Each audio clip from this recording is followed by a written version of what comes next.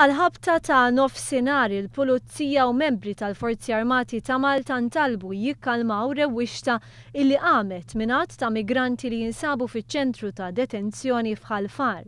Kollox beda meta membri parlamentari kienu qed iżuru ċ-ċentru ta' detenzjoni. Appena l-immigranti raw il-membri parlamentari bdew jgħidu li huma mhux priġunieri u m'għandhomx jinżammu fiċ-ċentri ta' detenzjoni. Stqarrija maħruġa mill-Ministeru tal-Intern tgħid li wara li l-membri tal-Forzi tal-Ordni ġew attakkati b'ġebel injam u oġġetti oħra mit-tieni sular taċ-ċentru tad-detenzjoni u wara diversi twissijiet verbali ġew sparati warning shots fl-arja għal ħabta ta' satejn.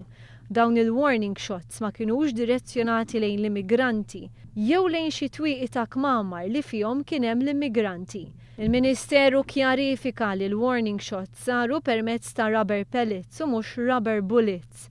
Ir-rubber pellets b'differenza mill-bullets mhumiex intenzjonati biex iweġġgħu. Is-sitwazzjoni ġiet anormali immedjatament wara l-warning shots.